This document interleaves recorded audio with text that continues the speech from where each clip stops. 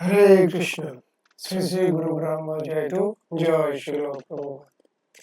হরে কৃষ্ণ শুধু ভক্ত সুজন।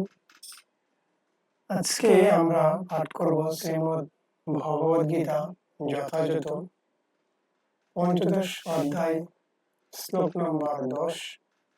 তো তার আগে আমরা সংক্ষেপে মঙ্গলাচরণ পাঠ করব। ওম অজ্ঞানতিমিরান্ধস্য জ্ঞানাঞ্জনা শলাকয়া চক্ষুর্মিলিতং येन তস্मै শ্রী গুরুবে নমঃ।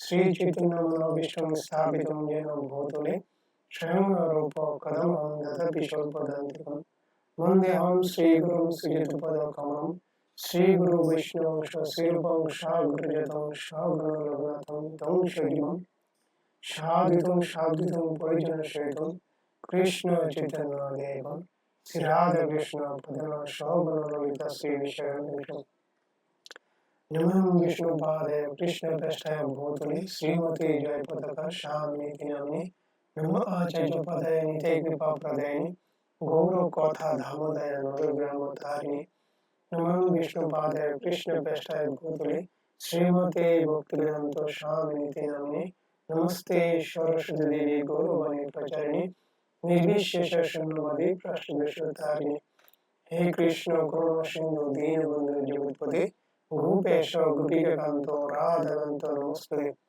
তপ্ত কাঞ্চন গৌরাঙ্গী রাধে বৃন্দাবনেশ্বরী বৃষভানুসুতে দেবী প্রণমামি হরিপ্রিয়ে নমো মহাবদনে কৃষ্ণ প্রেম পদায়তে কৃষ্ণ কৃষ্ণ চৈতন্য নাম্নে প্রত্যক্ষে নমঃ। নমো ব্রাহ্মণ দেবায় গো ব্রাহ্মণ হিতায় চ জগদ্দিতায় কৃষ্ণ গোবিন্দায় নমঃ। বঞ্চাকল্পতরুশ্চ কৃপাসিন্ধুভ্যঃ পতিতানাং পাবনেভ্যো বৈষ্ণবেভ্যো নমঃ। জয় শ্রী কৃষ্ণ চৈতন্য প্রভু নিত্যানন্দ শ্রী অদ্বৈত গদাধর শ্রীবাসাদি গৌর ভক্ত বৃন্দ। হরে কৃষ্ণ কৃষ্ণ কৃষ্ণ হরে হরে হরে রাম রাম রাম হরে হরে। মুখম করোতি বাচালং পঙ্গয়তে লঙ্ঘয়তে গিরিম যৎকৃপাতমং বন্দে পরমানন্দমাধবং শ্রী চিত্তেশ্বরং শ্রী গুরুদীনতারিণীম। ওম নমো ভগবতে বাসুদেবায় ওম নমো ভগবতে বাসুদেবায় ওম নমো ভগবতে বাসুদেবায়। ওম হরি তৎসৎ ওম হরি তৎসৎ ওম হরি তৎসৎ। শ্রী শ্রী গুরু গৌরাঙ্গ জয় তু জয় শিল প্রভুপাদ। হরে কৃষ্ণ।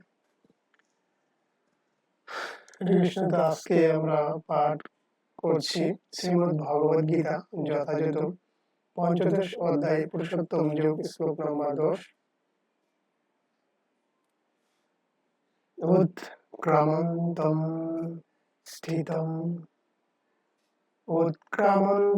স্থিতম বা অপি ভুঞ্জনম বা গুণান্বিতম ভীমোরান অনুপশ্যন্তি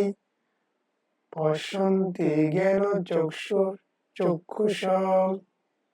উৎক্রামন্তম দেহ ত্যাগ করে, স্থিতম দেহে স্থিত, বা অপি দুটির মধ্যে কোন একটি, ভুঞ্জনম উপভোগ করে, বা অথবা গুণান্বিতম প্রকৃতির গুণের প্রভাবে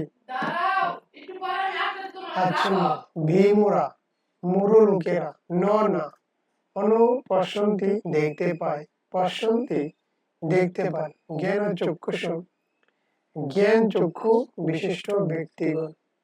গীতার গান।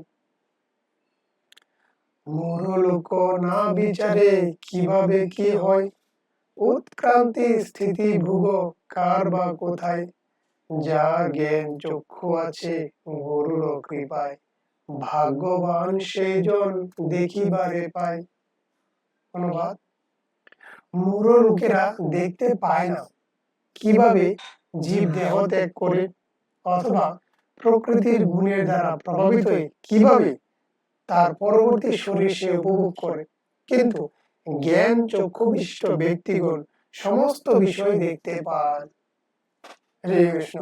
এখানে এই 29 শ্লোকটা হচ্ছে এরকম যে মূঢ় লোকেরা দেখতে পায় না কিভাবে জীব দেহ ত্যাগ করে অথবা প্রকৃতির গুণের দ্বারা প্রভাবিত হয়ে কিভাবে তার পরবর্তী শরীর সে উপভোগ করে, কিন্তু জ্ঞান চক্ষু বিশিষ্ট ব্যক্তিগণ সমস্ত বিষয় দেখতে পান।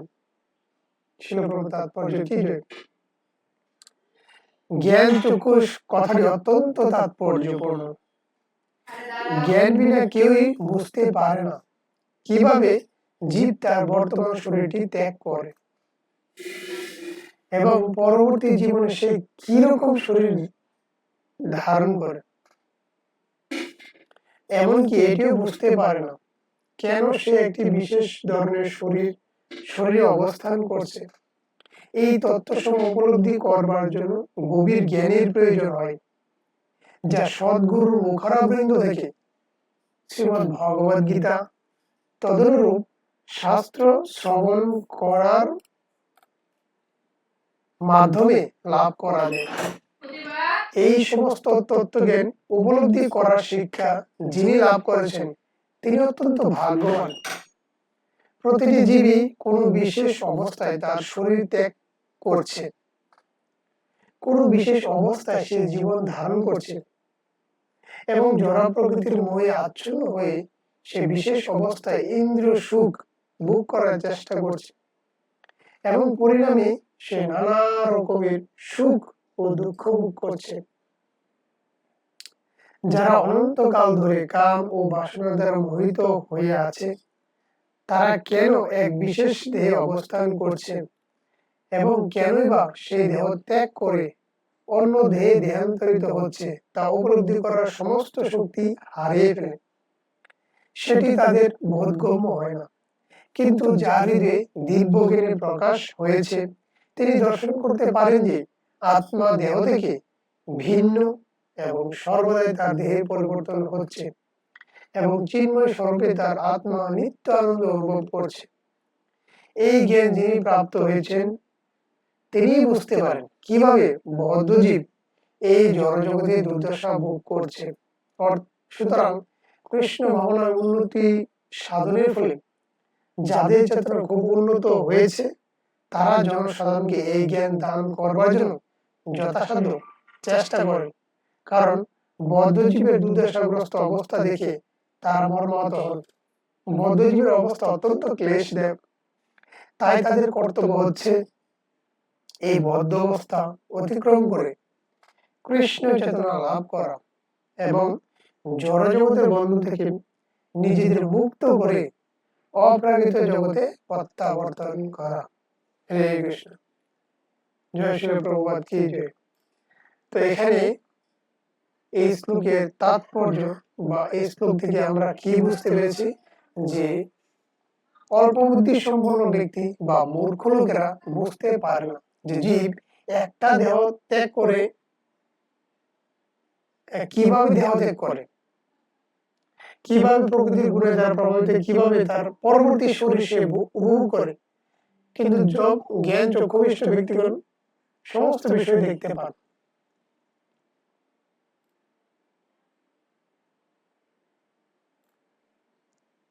আচ্ছা, এটা একটা বাস্তব উদাহরণ বলা যেতে পারে যে একটি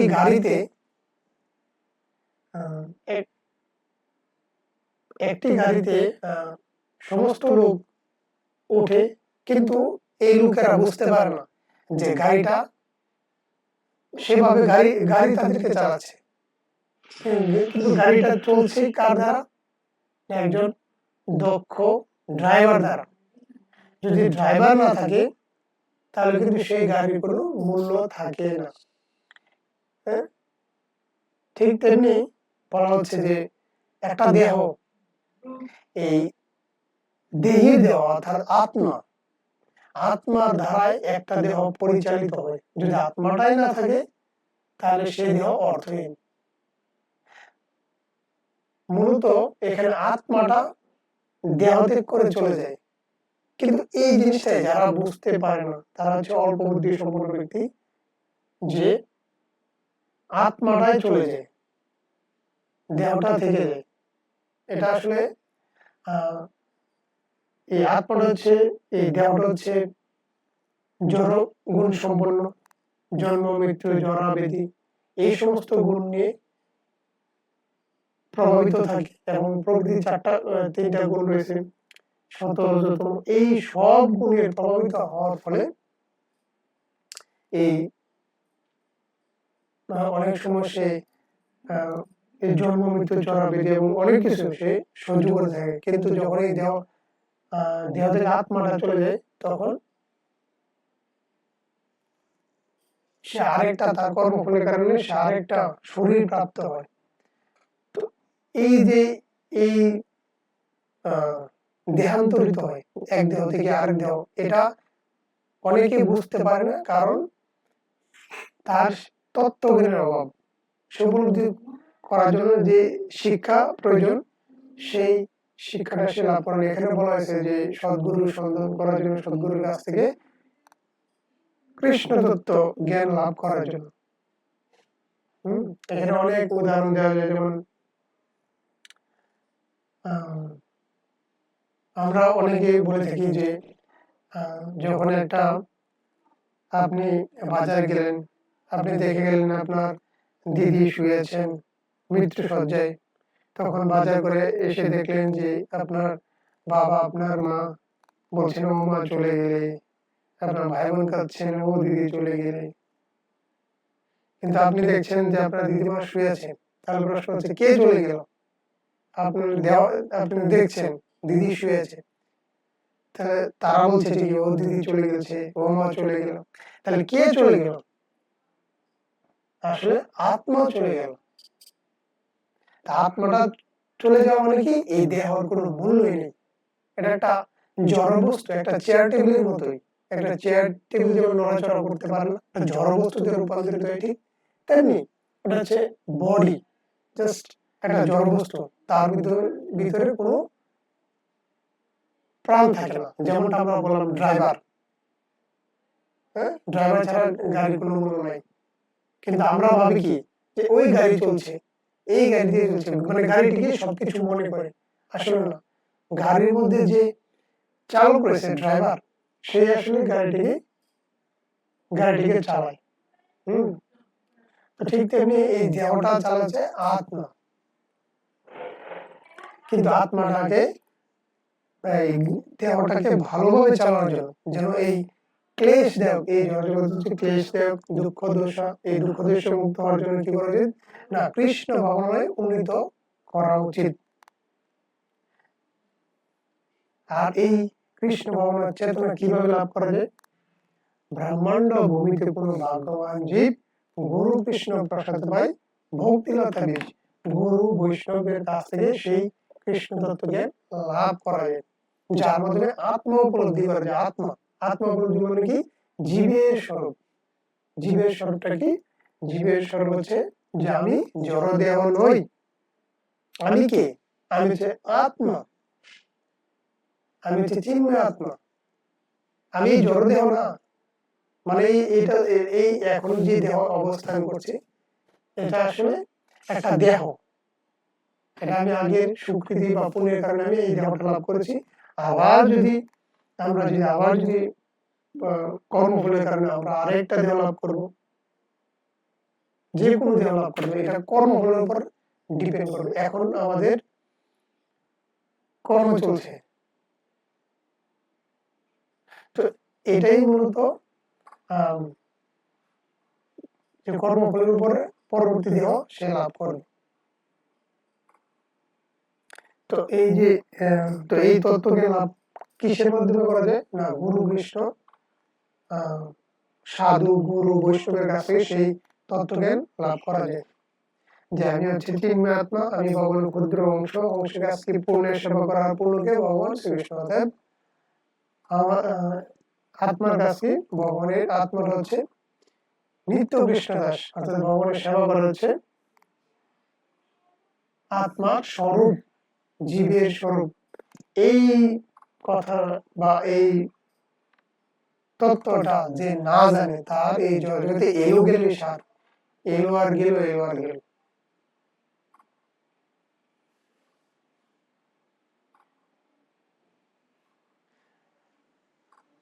তো এই বলেছে যে বদ্ধ জীবের অবস্থা অত্যন্ত ক্লেশদায়ক। ক্লেশ মানে হচ্ছে দুঃখদায়ক। তা আমাদের কর্তব্য কি? না, আমরা কৃষ্ণ চেতনা লাভ করা, জড়জগতের বন্ধন থেকে নিজেদের মুক্ত করে অপ্রাকৃত জগতে প্রত্যাবর্তন করা। অর্থাৎ এই জড়জগৎ থেকে, এই জড়জগতের বন্ধন থেকে আমরা কিভাবে মুক্ত হব এবং কিভাবে নিজেদেরকে মুক্ত করব এবং অপ্রাকৃত জগতে ফিরে যাব। আমাদের বাড়ি কোথায়? আমাদের বাড়ি হচ্ছে গোলক বৃন্দাবন। গোলক বৃন্দাবন কোথায়? 14 ভুবনের উপর, 14 ভুবন। আর এখন আমরা পৃথিবীতে রয়েছে সপ্তম সপ্ততল, উপরে সপ্ততল, নিচে ঊর্ধ্বতল, সপ্ত ঊর্ধ্বতল। 14 ভুবন। তো 14 ভুবনের উপরে রয়েছে গোলক বৃন্দাবন।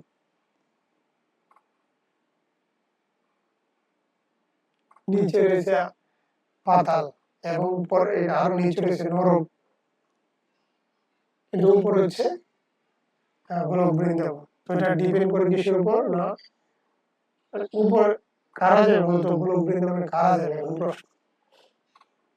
যারা ভগবানের শুদ্ধ ভক্ত হবে, যারা ভগবানের সময় নিজে থাকবে, যারা ভগবানের চিন্তায় মগ্ন থাকবে, যারা নিজেদেরকে ভগবানকে উৎসর্গ করে দেবে, তারাই একমাত্র ভগবানের কাছে ফিরে যাবে। কারণ ভগবান সর্ব জায়গায় আছে। ভগবানের কাছে কাদেরকে নেন? তার সবচেয়ে প্রিয়জন যারা, তাদেরকে গ্রহণ করে। যেমন অনেকে মাছ বিক্রি করে, মাছ বিক্রি করে, অনেকেই পুকুর চাষ করে। তো যখন মাছ ধরে, তখন যখন সে তার বাজার জন্য নিয়ে যায়, তখন সে পচা মাছ যা ইচ্ছা সে সেগুলো নিতে পারে। যখন তার বাড়ির জন্য নেই বা ছোট মাছ বা ছোট যেগুলো বড় হয়েছে সেগুলো বিক্রি করে। কিন্তু যেগুলো ছোট রয়েছে, এখনো পরিপক্ক হয়নি, এখন কি পরিপক্ক হয়নি, সে কি করে? আবার এটাকে ধরে আবার এটাকে ছেড়ে দেয়, যেন সে আবার বড় হয়। ঠিক তেমনি আমাদেরটা, যদিও এটা মাছের বলা আছে, কিন্তু উদাহরণটা ঠিক আমাদের এরকমই। ভগবান যখন আমাদেরকে একদম পিউরিফাই, ওয়াটার যেমন পিউরিফাই করা হয়, একদম শুদ্ধ বিশুদ্ধ করা হয়, পিউরিফাই করা হয়, ঠিক তেমনি আমাদের একদম পিউরিফাই করে বা পিউরিফাই হওয়ার যোগ্য হলে তখনই একমাত্র আমরা ভগবানের কাছে ফিরে যেতে পারবো।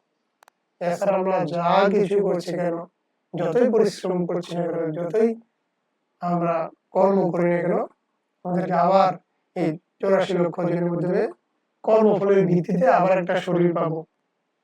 যদি ভালো কর্ম করি তাহলে বৈষ্ণব কোলে বা কোনো ধনীর কোলে বা ঊর্ধ্ব কর্মফলের উপর হয় ঊর্ধ্বে পৌঁছাবো। আর যদি কর্মফল খারাপ হয় তাহলে আমরা নিচে ডাউন হবো। নিচে ডাউন মানে 84 লক্ষ জনই পশু পাখি কীট পতঙ্গ, এইভাবে। আর একমাত্র পিউরিফাই হলে শুদ্ধ ভক্তির দ্বারাই যারা ভগবানের শুদ্ধ ভক্ত হবে, যারা ভগবানের প্রিয় হবে, তারাই একমাত্র ভগবানের কাছে ফিরে যাবে। তো এই শ্লোকে মূলত এই জিনিসটাই বুঝে গেছে, যারা বুদ্ধিমান তারা একমাত্র বুঝতে পারে যে কিভাবে দেহটা ত্যাগ করছে আর কি ত্যাগ করছে। মূলত একটা আত্মা দেহটা ছেড়ে অন্য একটা দিয়ে দেহান্তরিত হবে। কি কারণে? তার এই দেহটা যখন নষ্ট হয়ে যাবে, এই দেহটা নষ্ট হবে, এই দেহটা হচ্ছে অস্থায়ী একটা দেহ,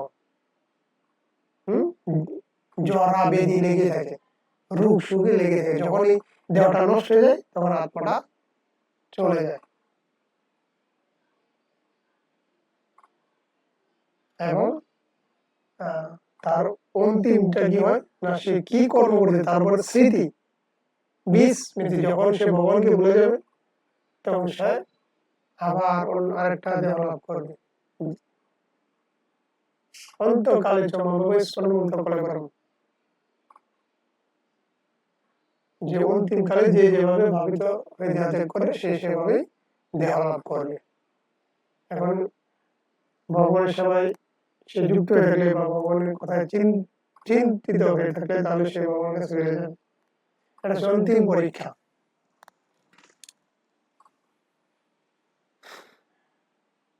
এটা হচ্ছে কৃষ্ণ চেতনা, যে ভগবানের চিন্তায় মগ্ন থাকা, ভগবানের গুণমহিমা প্রচার করা। মহাপ্রভু বলেছেন যে পৃথিবীতে আছে যত নগরাদি গ্রাম সর্বত্র প্রচার হবে মোর এই নাম। এই সমস্ত পৃথিবীতে ভগবানের বাণী প্রচার করার জন্য। তো অনেকে বলে থাকে যে জাত জাত বিচার করে, যেমন অনেকে আফ্রিকান, অনেকে নিগ্রো, অনেকে বিদেশি আমরা দেখি যে তারা এসে ভগবানের ভক্ত হচ্ছে, কিন্তু তারা এই এই জিনিসটা তারা বুঝতে পারে যে সাদা চামড়া কিভাবে ভক্ত হয়, কিভাবে হিন্দু হয়। এটাই হচ্ছে বিচার বিষয়, হচ্ছে আত্মা। এটা হচ্ছে আত্মা। আত্মা যেই দেহ লাভ করুক না কেন, যেই দেহ লাভ করুক না, হোক সাদা চামড়া, হোক নিগ্রো, হোক আফ্রিকান, হোক সুদান, কিন্তু আত্মা, সে হচ্ছে আত্মা। তার তার কর্মফলের কারণে সেই দেহ লাভ করতে, কিন্তু সে যদি ভগবানের সেবায় নিজে উৎসর্গ করে থাকে, সে তো একই আত্মা। একটা কীট পতঙ্গ পোকামাকড়ের ভিতরে যে আত্মাটা রয়েছে, ঠিক একই আত্মা একটা মানুষের শরীর রয়েছে।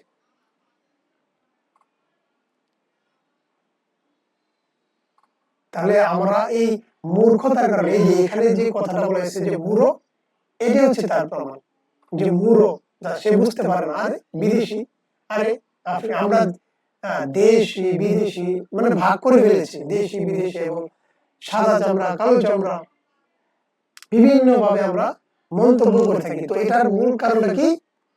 মূঢ়। আমরা হচ্ছে মূঢ়, আমরা হচ্ছে মূর্খ। আমরা বুঝতে পারি যে আত্মাটা কি আসলে। সে তো একটা দেহে অবস্থান করছে মাত্র।